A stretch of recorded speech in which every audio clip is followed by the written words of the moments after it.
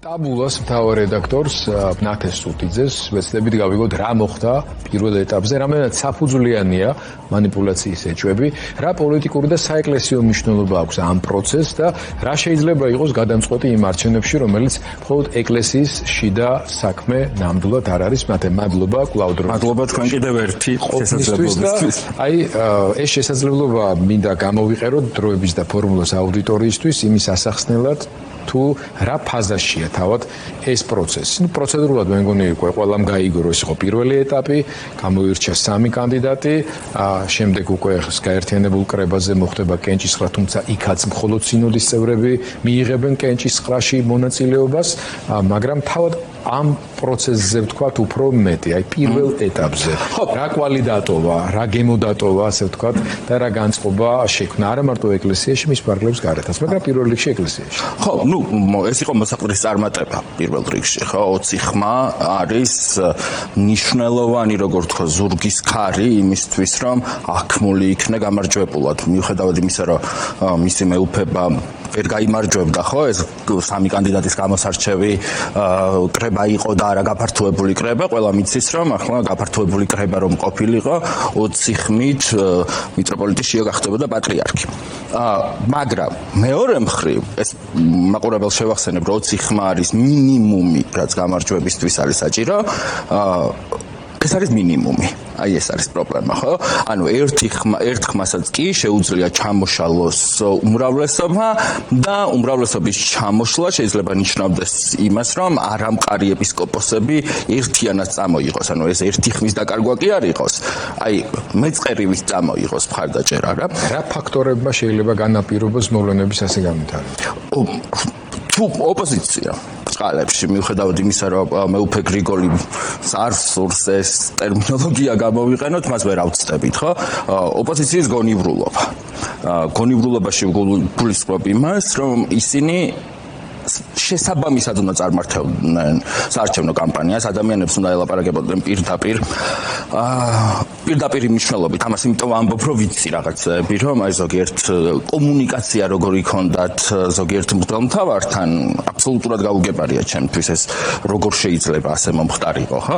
ან რატო შეიძლება თავდაჯერებული ყოფილიყო, მაგალითად მეუფე იობი ან მეუფე გრიგოლი, რომელიღაც ეპისკოპოსის მხარდაჭერაში, ხო? ანუ იმას რომ 50 წელი არჩევნები არ ყოფილა, ცოტა ნაივურობა, გულუბრყვილობა, წმინდა გულუბრყვილობა ქნება შემატა ამ არჩევნებს და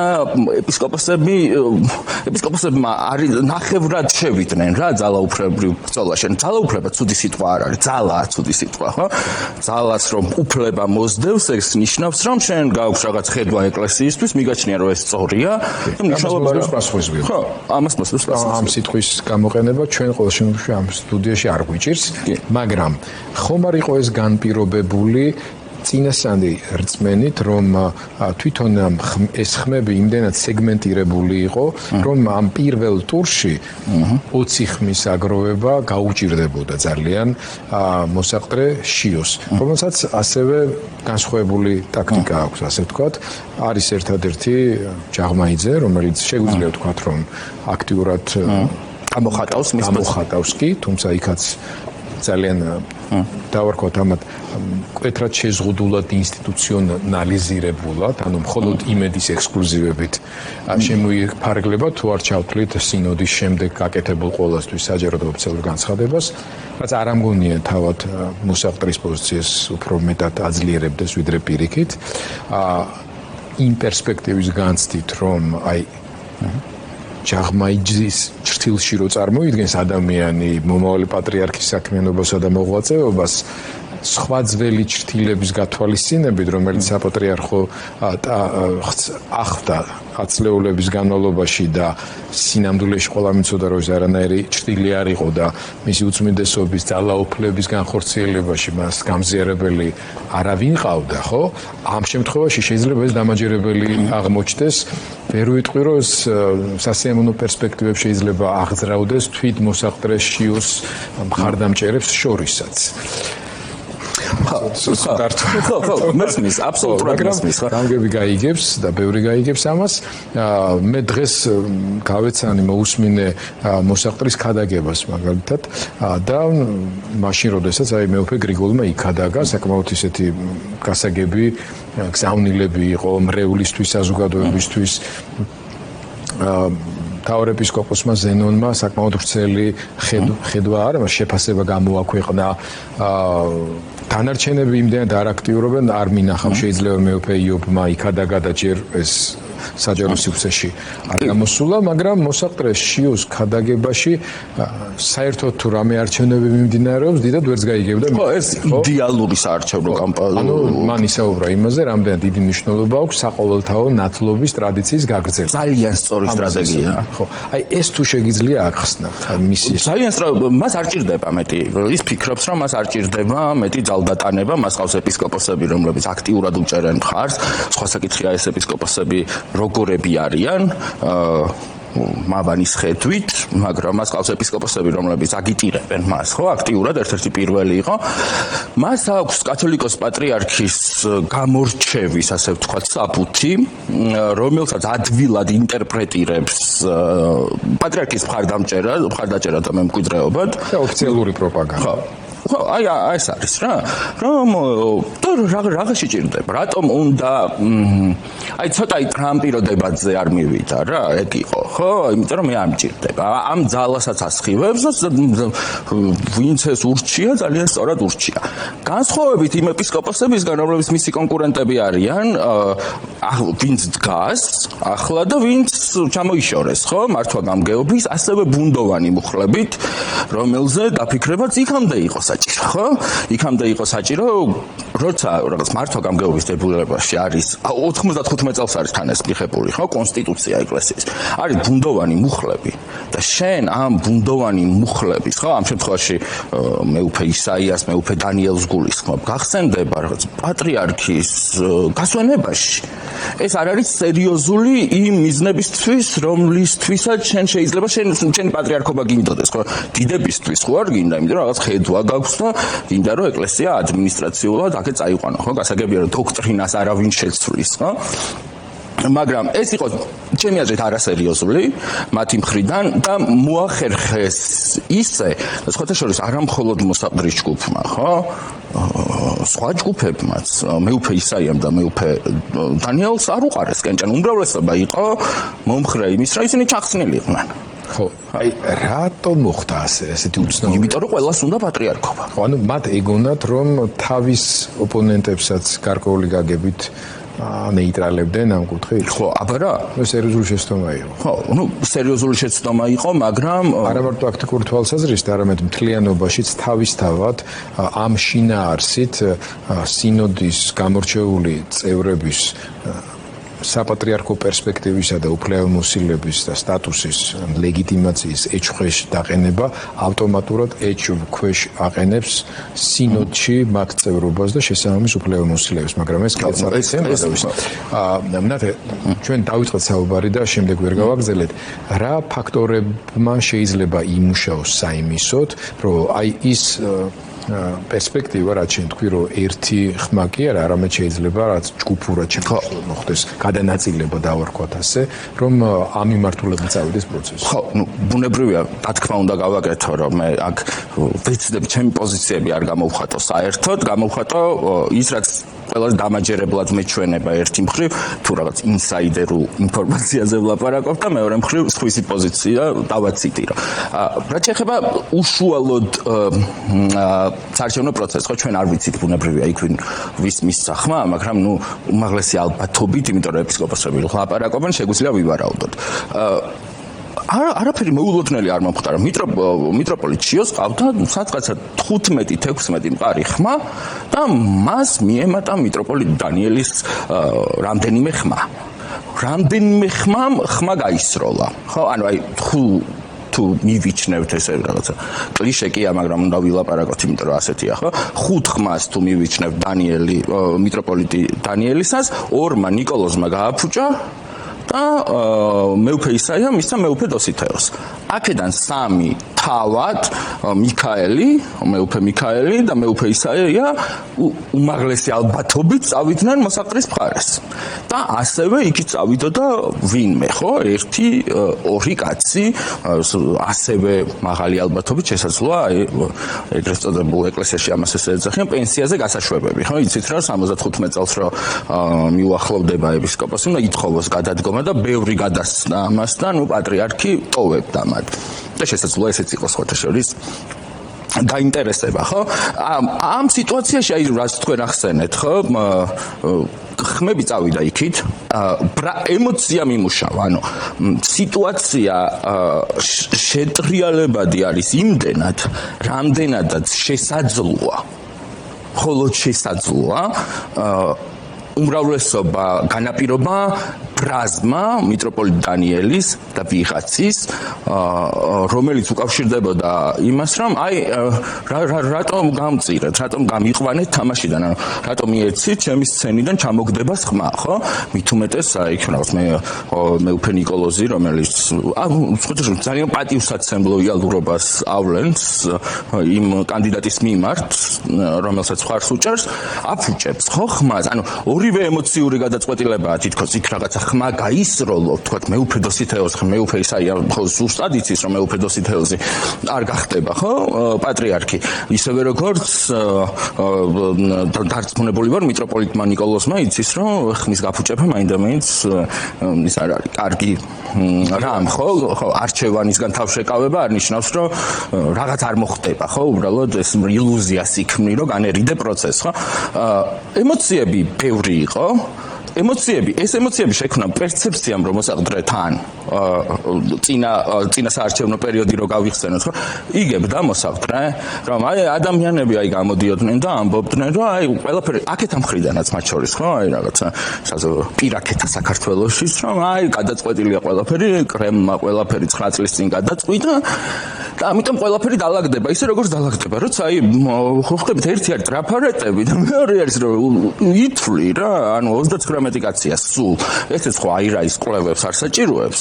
39 ადამიანი სავსებით ხელმისაწვდომი რამ არის, რა ჩემთვისაც, თქვენთვისაც, აი საერთოდ არ საჭიროებს რაღაც განუმეორებელ რესურსს, რომ ისინი გაიცნო, ხო? საკმარისია პირადი გამოცდილება. არ ჩდებოდა ეგრე რა. და ნუ ფაქტია რომ 20 აი მინიმალურ ზღვარს რო აღწევ გამარჯვებისას, ესე იგი კამპანიის დასაწყისში ჰქონდა ნაკლები, ხო? როგორც მინიმუმ. ამდენად სიტუაცია შეტრიალებადია იმ შემთხვევაში, თუ მიტროპოლიტი გრიგოლი და მიტროპოლიტი იობი ამჯერად მაინც გამოავლენენ ძალას. რომ ეს საერთოდ შესაძლებელია, არ შეიძლება მუდმივად თავდაცვის რეჟიმში ყოფნა, საჭიროა რაღაცა აქტიური კამპანია, თუ მათ გამარჯვება უნდათ.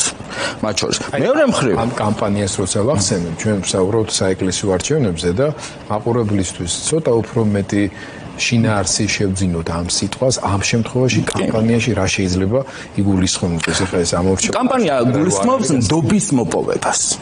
ანუ არანაირი ცუდი სიტყვა ეს არ არის, ხო? მე ჩვეულებრივი პროცესია. მე მინდა დავიკავო, თქვათ, პირობითად, ხო, საპატრიარქო ტახტი, ანუ გავხდე ეკლესიის ლიდერი რეგიონულ დონეზე, ხო, ეპარქიულ დონეზე ეპისკოპოსი. მე ჩემს ძმებს, დებს, შვილებს ვუხსნი რა მინდა გავაკეთო, რა მინდა შევცვალო. იმ ნაწილში რაც ცვალებადია, იმ ნაწილში კი არა რაც უცვლელია. აი იმ ნაწილში რაც ცვალებადია, რა მინდა გავაკეთო. ეს არის ბუნებრივი რამ, ანუ ამის თქმას ვეძახი კამპანიას, ხო? აქტიური კომუნიკაცია მედიის მეშვეობით. რა თქმა უნდა. და მრეულთან უფრო ფართო საზოგადოებასთან, როგორც ინსტიტუტი. რა თქმა უნდა. ამ შემთხვევაში როგორ წარსდგება? რა თქმა უნდა, აი ამ შემთხვევაში მათ შეუძლიათ რაღაცა ბევრი რამ გააკეთონ. ეს ცუდი სიტყვა არ არის. გააცნო ადამიანს საკუთარი ხედვა არ ნიშნავს, რომ გასცე ცრუ დაპირებები ან ის ყველაფერი რაც ასოცირდება ხოლმე პოლიტიკასთან, ხო? ეს არ არის, ამაში არაფერი ცუდი არ არის, ხო? ჩვენ ასეთი რაღაცები ჯერ არ მოგვისმენია. ნუ მიტროპოლიტი გრიგოლი უფრო ხშირად აკეთებს ხოლმე თქვათ განცხადებას, მაგრამ ასეთი რამ ხშირად არ მოგვისმენია, ამასთან არ ვიცი რამდენად ხარისხიანი იყო შიდა კომუნიკაციაც. ჩვენ ხო არ ვართ ამომრჩევლები, ხო? თავად პოტენციურ მოკავშირეებს, ხარდამჭერებს შორის. რა თქმა უნდა, ხო? აი მე როცა მქონდა გარკვეული მოსინჯვა ყოველ შემთხვევაში ცდელობა მათთან კომუნიკაციის ურთიერთობის აბსოლუტურმა უმრავლესობამ. ასე შთაბეჭდილება დამრჩა, რომ მედიასთან და ჩემთან კი არ იკავებდნენ არა მარტო თავს, ერთმანეთს არ ელაპარაკებდნენ.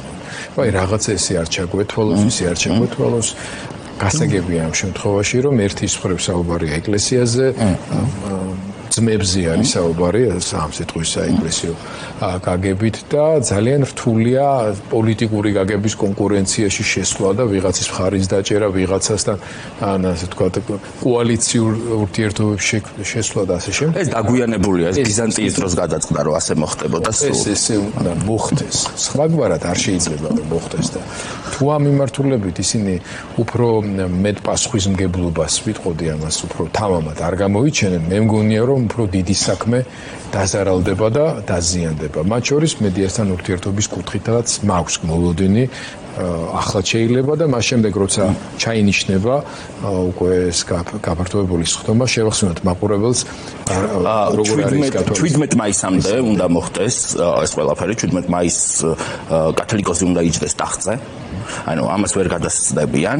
ნუ თუ ბუნებრივია სინოდმა არ შეცვალა ანუ რაღაც შეასწორა გარდაუვალი რაღაცა ობიექტური მიზეზებისგან. თქვენს რომ ეს სინოდი ვერაფერს ვერ ცვლის, ეს ძალიან სადავოა. დებულებაში, იმიტომ რომ პატრიარქი არ არის და სავსე არ არის სინოდის.